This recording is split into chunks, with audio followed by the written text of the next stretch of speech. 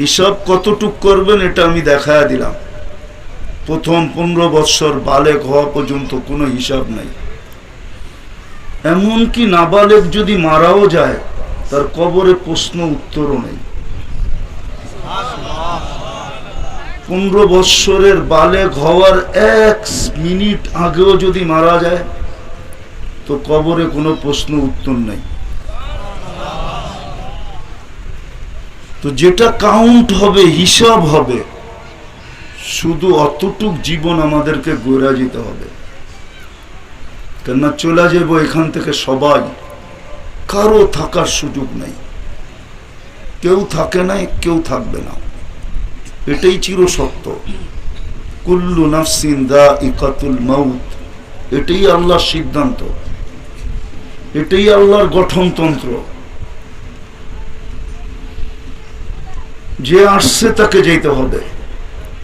এই জন্যই মনে হয় ডেলি আমাদের কানে ধ্বনি আসে, যদিও আমরা শুনি না। কানে কিন্তু ডেলি ধ্বনি দেয় আল্লাহ, ইবনা আদম লা তাফরাহ বিদুনিয়াহিকা। মানুষ দুনিয়ার উন্নতি বা চাকচিক্য বা দুনিয়ার আকর্ষণ তোমাকে যেন মাতাল না করে। ফাইন্নাকা গায়রা মুখাল্লাদ, তুমি কিন্তু চিরঞ্জীব না। আবার যুবকরা একটু বেশি আকর্ষিত হয়, এই জন্য আল্লাহ যুবকদেরকে পৃথক করছেন।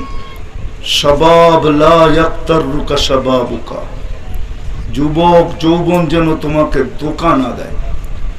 কাম মিন শাব সাবাকাকা ইলাল মাউত, কত যুবককে তো আমরা যৌবন সহ কবরের কোলে শোয়ায় দিলাম। ইচ্ছা করলে তোমাকেও শোয়ায় দিতে পারি, কারণ আল্লাহ ইচ্ছা করতে দেরি হইতে দেরি হয় না।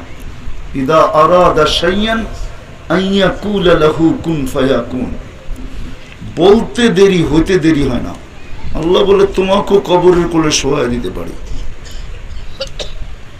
কিন্তু হ্যাঁ, আল্লাহ মানুষকে সুযোগ দেন, সত্য এটাই। একবারে ধরেন না, যদিও আল্লাহর ধরা বড় কঠিন। ইন্না বাতশা রাব্বিকা লাশাদীদ, আল্লাহর ধরা বড় কঠিন। যদিও মানুষ এটা বুঝতে চায় না, আল্লাহ মাঝে মাঝে প্রমাণ দেয়। এই জন্য আল্লাহ নিজেই বলছেন অমাকারু, মানুষ অনেক এটাকে কি বলে প্ল্যান করে, অনেক কি করে প্ল্যান করে। অমাকারু অমাকার আল্লাহ, আল্লাহ নিজেরটা শেষে বলছেন যে তোমরা প্ল্যান করতে করতে করতে করতে যেখানে শেষে যে পৌঁছবে, বল একটা থাকবে, রান 6টা লাগবে। কি বল? রান। আল্লাহ বলে আমি এক বলে ছক্কা পিটায় দেখায় দিব। প্রমাণ তো আর দিতে হবে না, ঠিক না? এরকম প্রমাণ হাজারো দুনিয়াতে আছে। আল্লাহ বলে আমি শেষে খেলবো। তো যেটা বুঝাইতেছিলাম, যুবককে আল্লাহ সতর্ক করেন, আমাদেরকে আল্লাহ সতর্ক করেন। আল্লাহ বুঝান, আল্লাহ বাধ্য করেন না। এই জমিনটা বাধ্য, বিদায় আমরা মহাশূন্যের এই জমিনের পিঠে বসবাস করতেছি। জমিনটা কোনো নিচে খুঁটি দিয়া দাঁড় করানো নাই, এটা মহা আকাশে ভাসমান। না ভাসমান না? এটা তো মানেন না? মানেন না? সূর্যটা ভাসমান, ঠিক না? সত্য তো? কে বাসায় রাখছে? আমাদের দুনিয়াটা ভাসমান, অক্সিজেনের উপরে বাসায় রাখছে, অক্সিজেনের উপরে, বাতাসের উপরে বাসায় রাখছে। আবার শুধু ভাসমান না, এটা দৌড়ায়ও। ঘন্টায় 66,000 মাইল গতিতে সূর্যের পিছে দৌড়ায়। আবার এটা ঘুরেও, ঘন্টায় 1000 মাইল বেগে ঘুরতেছে। কিন্তু আল্লাহ বলে আমি জমিনকে বাধ্য করছি, বাধ্য। পিঠে যে থাকবে তোমরা থাকবে, তোমাদের গায়ে বাতাস লাগবে না। সূর্যটা দৌড়াইতেছে 100,00,000 কিলোমিটার বেগে, দুনিয়ার থেকে 13 লক্ষ গুণ বড়, তাও দৌড়াইতেছে। দুনিয়া সূর্যের পিছে দৌড়াইতেছে, সূর্য দুনিয়ার আগে দৌড়াইতেছে। সব বাধ্য করছেন আল্লাহ। বলে মানুষ তোমাকেও বাধ্য করতে পারতাম, আল্লাহ আমাদেরকে বাধ্য করতে পারতেন। বিশাল সৃষ্টি সব বাধ্য। এই জন্যই আল্লাহ বলছে উনদুর ইলাস সামাই ওয়া ইরতিফাইহা।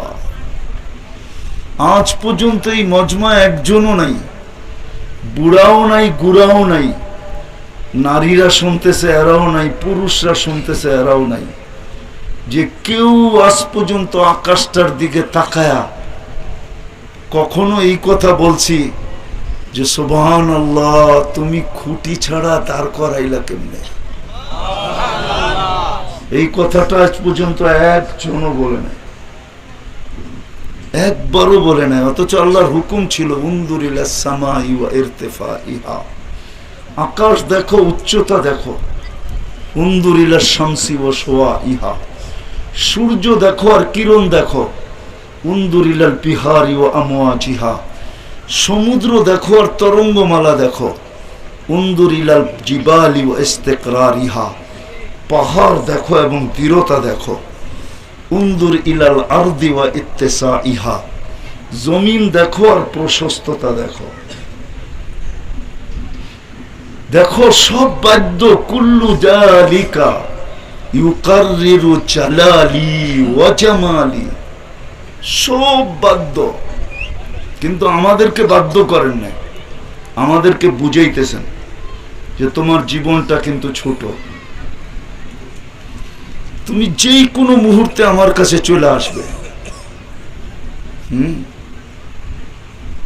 যেই কোনো মুহূর্তে আমার কাছে চলে আসবে, আমি চাইতে দেরি, তুমি আসতে দেরি হবে না। আল্লাহ চাইতে দেরি, থাবা মারতে দেরি করবে না। ও আখাযনাহু বাগতাতান, কোরআন বলে তোমাকে ছো মাইরা উঠায় নিয়ে যাব। হোক না তোমার ঘর, কিন্তু তোমার ঘরের থেকেই উঠায় নিয়ে যাব। হোক না তোমার অফিস, তোমার অফিস থেকেই উঠায় নিয়ে যাব। হোক না চতুর্দিকে পাহারা বেষ্টিত জায়গা, ওইখান থেকে উঠায় নিয়ে আসবো। শুধু সীমারেখা আসতে দেরি। বিদায় আল্লাহ আমাদেরকে বুঝাইতেছেন, বাধ্য করতেছেন না। ভালো মতে শুনতে হবে।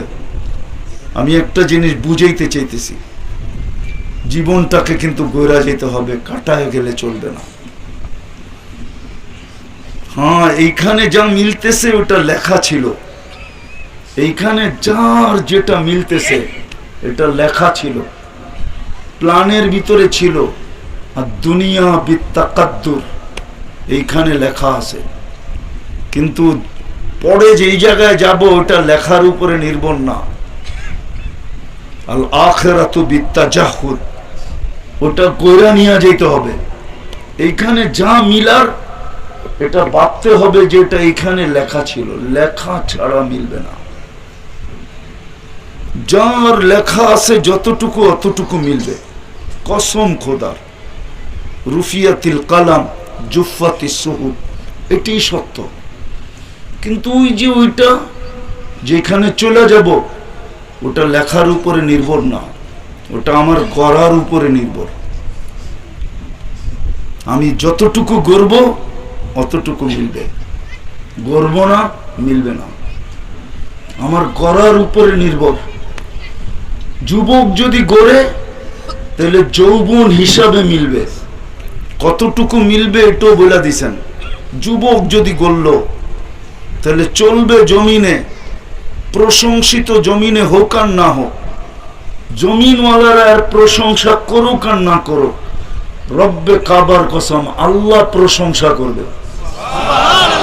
আমি হাদিস দিতেছি, জমিনে যখন চলবে তো আল্লাহ যুবককে দেখায় বলবে উনদুর ইলা হাযা শাব, এই যুবকের দিকে দেখ, ইন্নী উবাহি বিহিল মালাইকা, আমি ফেরেশতাদের উপরে একে নিয়ে গৌরব করতেছি।